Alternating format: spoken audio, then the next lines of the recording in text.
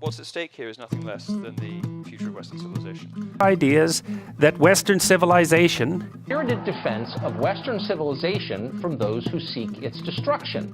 The fundamental values of Western civilization run a hell of a lot deeper than... Hey, welcome to this channel. I hope that you enjoy the content that I'll be making.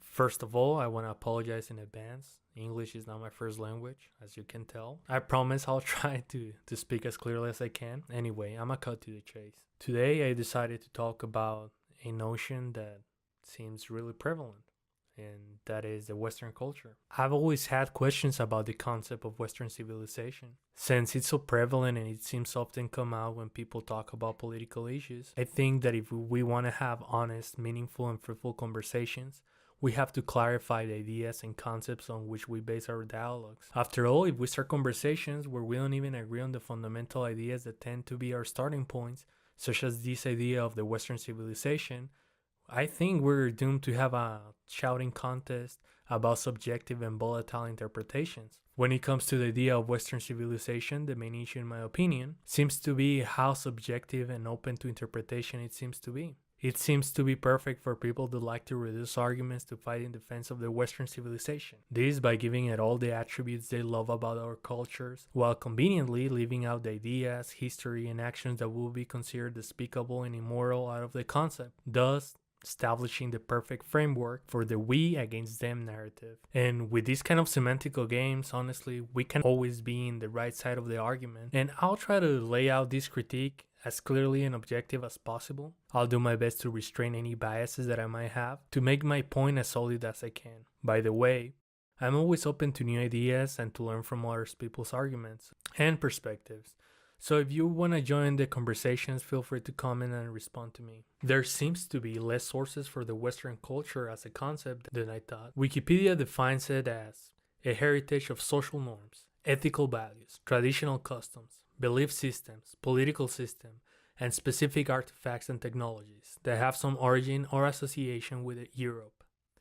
The term also applies beyond Europe to countries and cultures whose histories are strongly connected to Europe by immigration, colonization, or influence.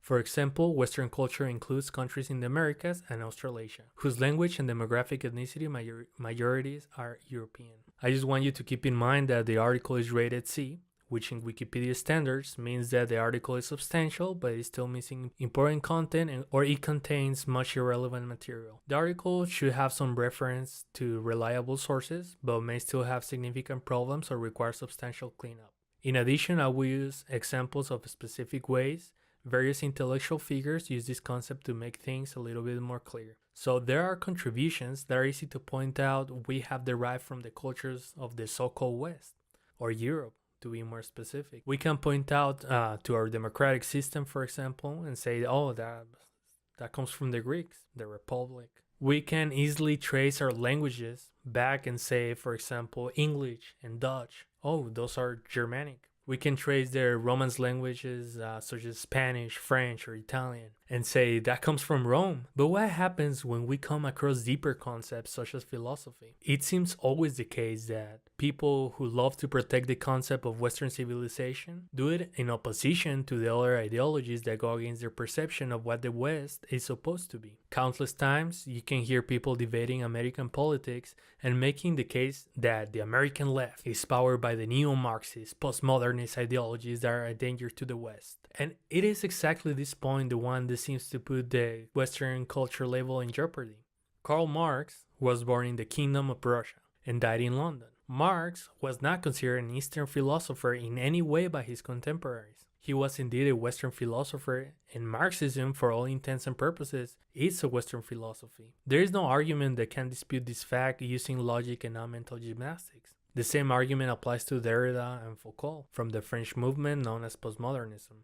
So what are we talking about when we mention the Western philosophy? Are we really talking about a historical and objective narrative that can be traced from Greece all the way to the Enlightenment and consequently to our present society? And if so, what are the specific elements of such philosophy? If we're going to ask for the Judeo-Christian values to come to the rescue, we're going to be in trouble since it's way more complicated to point out which values are we going to attribute to Christianity and which ones to the Enlightenment. Hence the ongoing debates between Sam Harris and Jordan Peterson, where the truth of the matter seems to be obvious for both, but they cannot agree which side can make the point better. The fact is that there is no fundamental philosophy in the West, as much as some people would love to make it to be. The modern social justice movement is as Western as the libertarian and neoconservative movements. Multiple intellectuals love to appeal to an underlying ethos of the West, but the more you analyze each claim, the more you find unfalsifiable and vague assumptions. For example, the intellectual that I see following this pattern the most is Jordan Peterson. Out of all the intellectuals of these days, he seems to be the one that tends to use this Western civilization myth more often. The fundamental assumptions of Western civilization are valid. How about that? You know, it's not... You think it's an accident? Oh, here's how you find out, okay? Which countries do people want to move away from? Hey, not ours. Which countries do people want to move to? Ours. Guess what? They work better. He clearly is deriving these notions from works like Don't Discover Self by Jung. The thing is, on the times of Jung, when all these narratives were more simple to understand, because at the time you needed to have a philosophy where you could clearly establish the opposing views between the free markets of the West and the communism of the East. We're not living on those times, and when we're talking about the concepts such as Western civilization, you have to draw these conclusions all the way back. You cannot just you cannot stop on the Cold War and say that's where the Western civilization concept came from. I've seen lectures where people talk about the Western world as a progress from all the way to the Roman Republic. And I think that's a more fair take into it. But then you get to the problem where when you're trying to trace that progress, the Western culture wasn't the same culture at any point. We gotta stop and ask ourselves, what is the evidence for this so-called West? The Berlin Wall fell, but are we meant to keep the moral panic? And then we're left with an appeal to the realm of the divine, the spiritual, the metaphysics, which happen to be unfalsifiable notions and no more than that. We have the West of the fundamentalist that increases the Western influence radius exponentially since they get to define the Western ideals by the reach of what they perceive as an objective, solid religious morality. Then we have the Western culture of the identitarians, which happen to appeal to the romantic ideals of an utopian West, being a homogeneous West where the power of the individual is a tool for a betterment of an ideal state. Then you have to sprinkle some pictures of Greek and Roman artworks, a grandiose sense of belonging, and there you go. And I could go on and on about different perspectives about the West for many hours, but at the end of the day, they all end up being meaningless. They all have the tendency to take their position on the West as a granted self-evident box. And you know, the thing is that Jung, Zizek, Peterson, Chomsky, Lacan, Harris, Borges, name any other intellectual that has come from these countries of Europe, Latin America, or the United States, or whatever arbitrary place that you want to draw them from. You can take them all and you can define them as Western thinkers. The West is a conglomerate of different ideas and philosophies that are and have been in conflict from day one.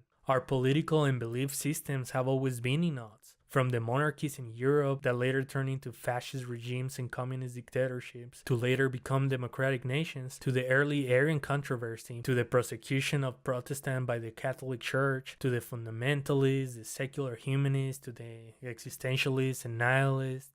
The West becomes a useless label because it's not exclusive to anyone. Atheists, religious, agnostics, conservatives, socialists, liberals, progressives, libertarians, classical liberals, nationalists. All these groups can and do interact in our nations. They all consider themselves part of an arbitrary West whenever they wish to.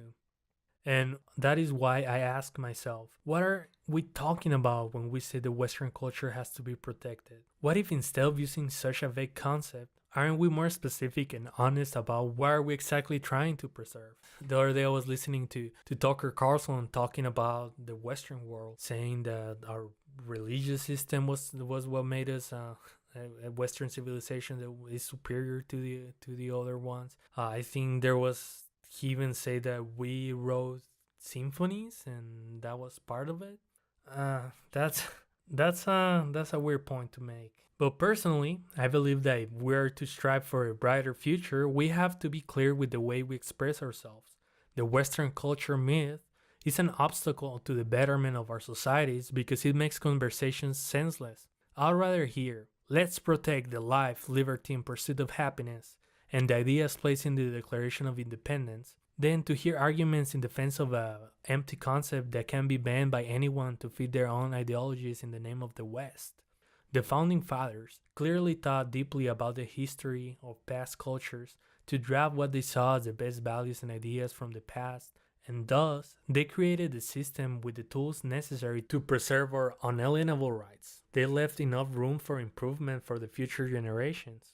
To this day, the United States and Europe are not in synchrony when it comes to the basic values such as to what extent we need to respect freedom of speech, or how big our government should be, and how much intrusion is right to protect our environment. The Western culture is a double-edged sword that can give us a sense of belonging to a benevolent, good, and even divine culture, and at the same time it can give us an excellent stimulus to the worst of our tribal instincts.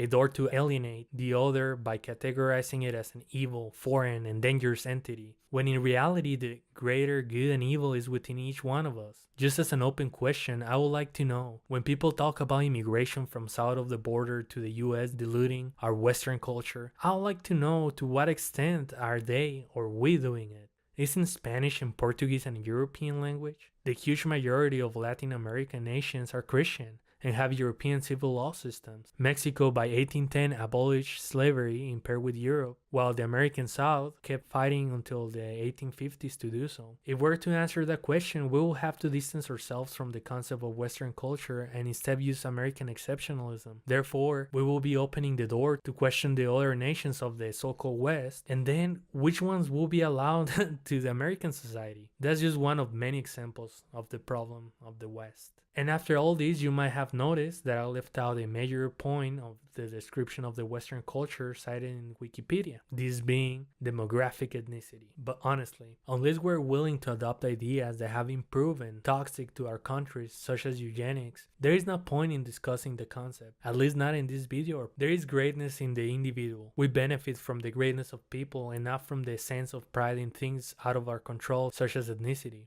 I will leave now with a quote from Epictetus, and it's from the Enchiridion. Sorry if I mispronounced that, but here it goes. Don't be prideful with any excellence that is not your own. If a horse should be prideful and say, I am handsome, it will be supportable.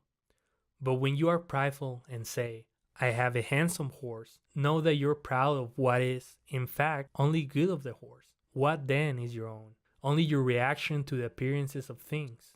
Thus, when you behave conformably to nature in reaction to how things appear, you will be proud with reason, for you will take pride in some good of your own.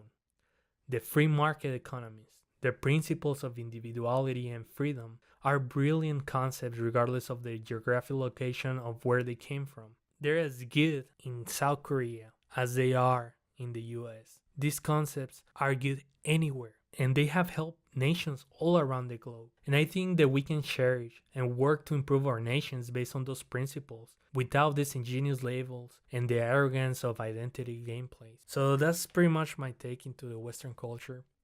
I'm pretty open to discussion, and I'm pretty open to the idea of changing my mind in these topics. I would like to hear what you think about it. Thank you very much. Thanks for bearing with my accent. I think my English is gonna get better and better, hopefully.